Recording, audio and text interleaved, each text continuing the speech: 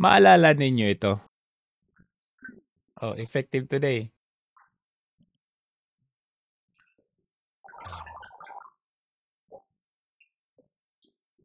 Effective today.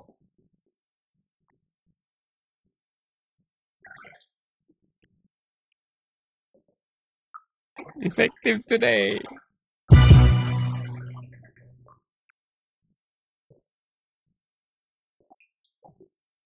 Oh, okay. So nakita niyo 'yan, Oh, ano nangyari? Ito. Let's go.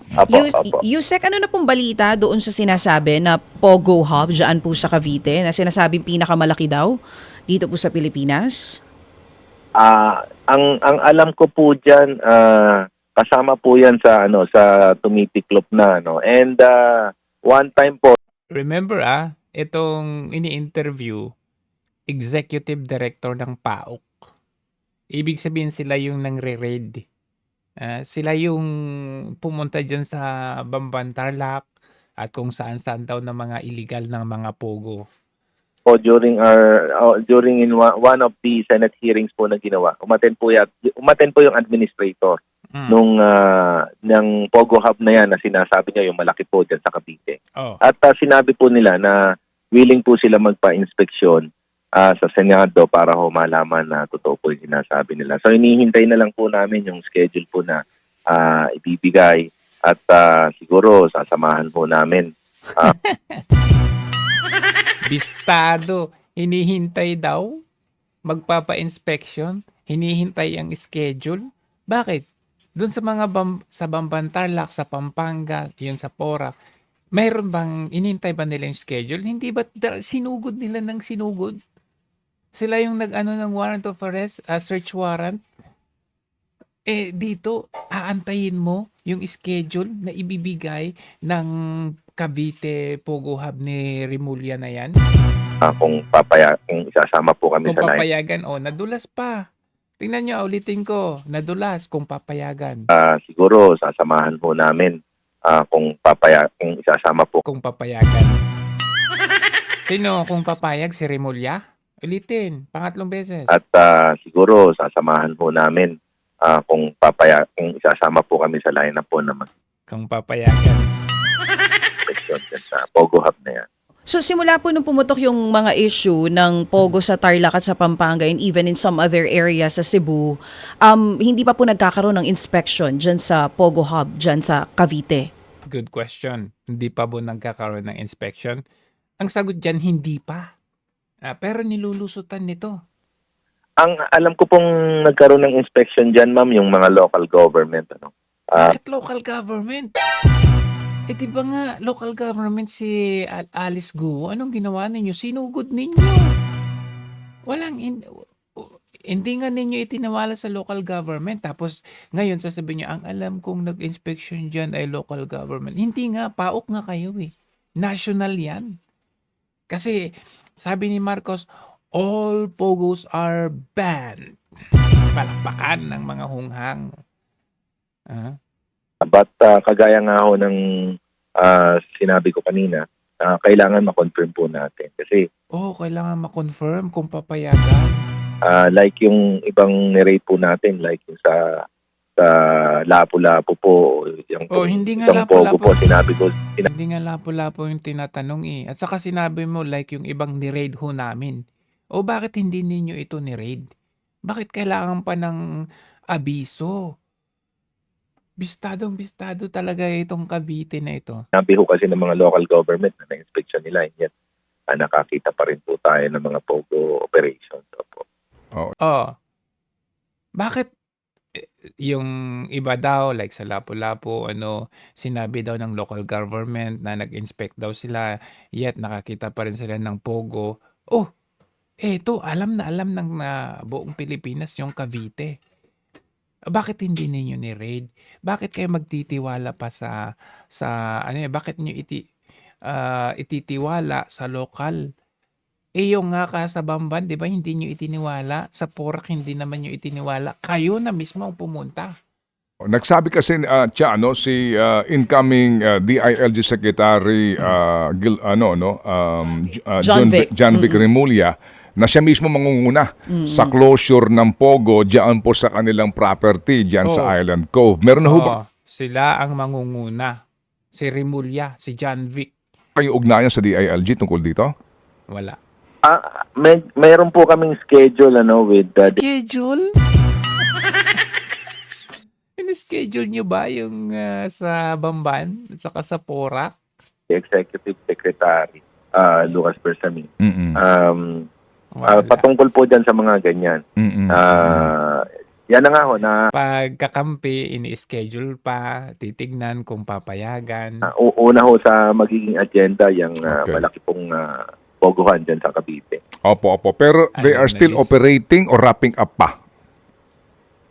Yun po, may tumitiklop na po, kagaya ng sinabi ko, Opo, Manong okay. Ted. Opo. Opo. Tumitiklop. Opo. Sige. So, Paano mo alam na tumitiklop kung wala pa kayong schedule? Kung hindi pa kayo nag-inspect doon? Kasi inaantay ninyo yung schedule. So, salita lang yan eh. Tumitiklop na ho. Pero, pinapa-schedule pa ninyo kay Lucas Bersamin, kay John Vic Remulla, inaano ninyo sa local na, of course, sino bang local dyan? Yung mga Remulla. so Yusek, sa ngayon po, meron pa pong Galing. hindi maitatanggi na meron pang mga illegal ngayon na itong mga scam hubs na ito na operating in the country. Kailan yung sinabi ni Marcos Jr. yan? July, August, September, October. Sabi niya, burn na ngayon, burn months na. Sabi niya, effective today, all pogos are banned. Sabi niya. Pero after ng speech niya, December pa pala. Pero tignan mo, Meron pa po, Manong Ted. dapat wala na yan eh. Marami-rami pa rin po. Iba talagang matigas o talagang yung mukha. Sino yung matigas yung mukha? Sila o kayo? Kasi selective kayo. Manong Ted.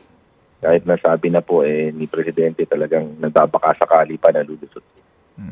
Yung pong kay Tony Yang property, doon ayan. po sa area ng Misamis. Kumusta po, sir? Meron na ho ba kayong update doon? Yung sa Phoebe Deck area? Opo.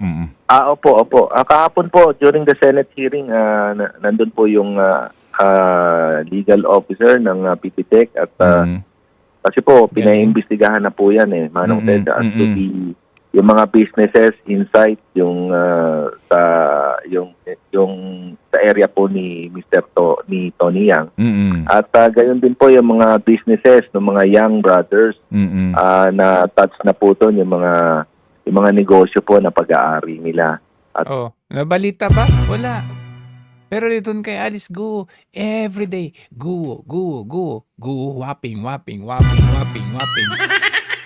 Pero itong Tony Yang, nasaan? May balita ba? Wala. Iniimbestigan. maari rin pong Yung kay Remulla, wala. Schedule pa. ginagamit sa money laundering activities nila. Opo. So, yung pong, meron bang pogo doon? Meron bang ano din doon? Hindi nila alam. Kasi sa ano lang sila. Yung kay Alice, go lang sila. Scam hub doon na posible nga. Kasi nung una, yun ang mga paunang reports Kumpirmado na ho ba yun? Meron pong isang pinuntahan po yung mga PNP natin. Doon po kasi nagsimula yung investigasyon na ginawa namin. May yung alleged scam farm o yung scam hub dyan po sa CTO. Nung malaman po namin yon, inimbestigahan na po namin hanggang sa dumating po kami dyan po dun sa Sangia Steel Corporation na yan, Philippine Sangia. Na pag-aari po ng mga Yang. So, may lugar po kaming pinagsususpetsahan na Pogo Hub at hindi pa rin po naman kasi namin napapasok yan. Opo. Bakit? Bakit yun sa Bamban Tarlac ang bilis niyong napasok? Ang bilis niyong naimbestigahan sa Senado. Mukhang may pinipili ang mga to. Talaga nga namang totoo naman ata na talagang merong end game talaga sila dito. Nako. Ang nangyari po kasi dyan, Manong Ted, kinuha po natin na aresto po si Mr. Tony Yang sa Terminal 3 sa airport. Mm-mm. Kasi po ang balita namin na alis na po siya. So yun na po ang nangyari. Opo. Kinuha na lang muna po namin by So ano nangyari doon sa hub, Pogo Hub na yun? virtue of a immigration mission order. Ah. Opo. Yusek, hindi ho maitatanggi din naman itong inyong mga accomplishment na ito. Kumusta po ang support sa inyo?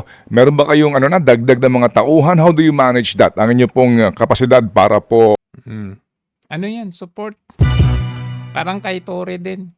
After kay Tore, after yung ginawa ni Tore, nakababalaghan doon sa KOJC compound.